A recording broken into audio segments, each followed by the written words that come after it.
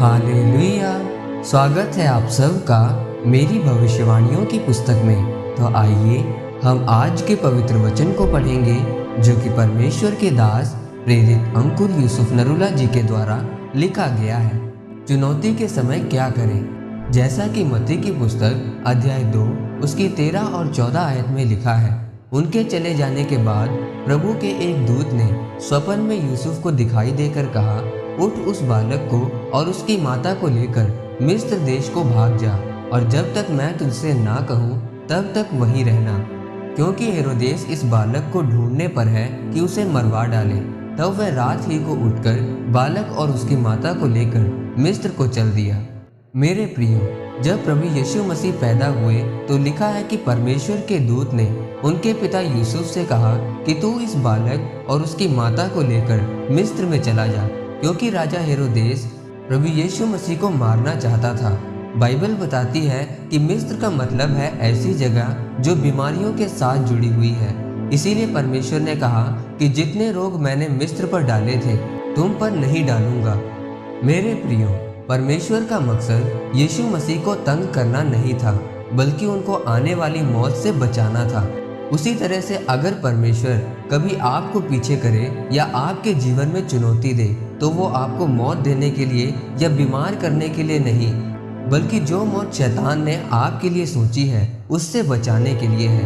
परंतु आज जब लोग थोड़ा सा पीछे जाते हैं या किसी चुनौती का सामना करते हैं तो लोग शिकायत करने लगते हैं। जब परमेश्वर में होने के बावजूद भी डॉक्टर आपको बोले कि आपको तो बीमारी है, तब आप परमेश्वर को क्या बोलते हो और उस समय आपके दिल में क्या आता है, यह मायने करता है।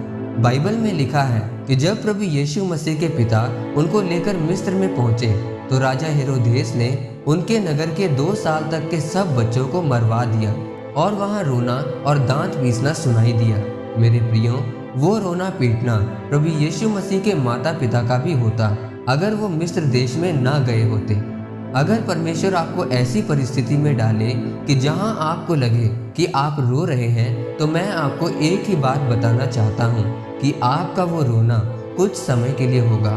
जब भी कुछ लोग चुनौती में जाते हैं तो वो कहते हैं कि परमेश्वर मेरे साथ ऐसा क्यों हुआ, मैं तो बोलने वाला और प्रार्थना उपवास करने वाला व्यक्ति हूँ, मेरे साथ ऐसा क्यों हुआ।